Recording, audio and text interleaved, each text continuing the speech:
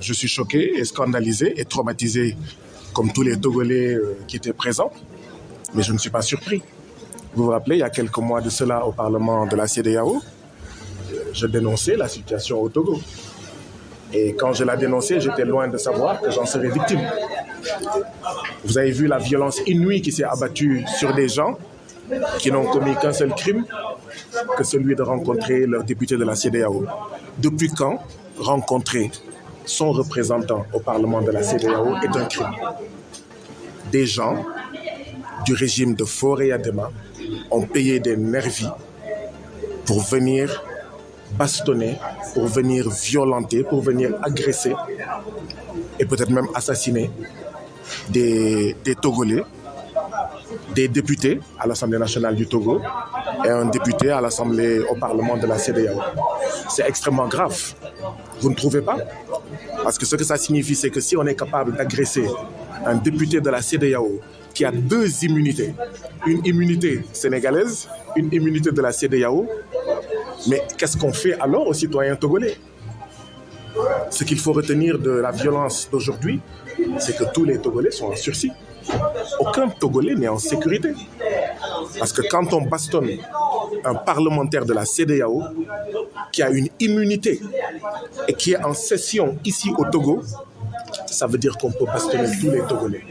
Ça signifie qu'on bastonne tous les Togolais. C'est la preuve que ce que je disais il y a quelques mois au Parlement de la CEDEAO était vrai. On vous a vu trimballer par terre. Quelle serait la suite? Ah non, ce que vous avez vu, c'est que les nervis qui ont été payés pour saboter notre rencontre citoyenne m'ont frappé comme un ballon de football. Ils ont utilisé des chaises, ils nous ont bastonné avec ces chaises, ils nous ont donné des coups de poing, ils nous ont donné des coups de pied comme si nous étions des ballons de football. Ils n'ont même pas hésité à bastonner la députée togolaise honorable Kafoui, qui a l'âge de leur mère. C'est extrêmement grave. Moi, au moins, je suis un homme. C'est-à-dire qu'il y a une femme qui a l'âge de leur mère et qui, en plus, est députée, donc immunité parlementaire. Ils ont levé la main sur elle.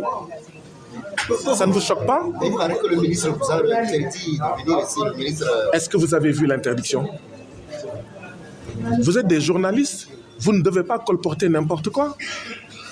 Comment osez-vous me dire « il paraît » Mais demandez au ministre, est-ce qu'il a notifié un arrêté d'interdiction aux organisateurs?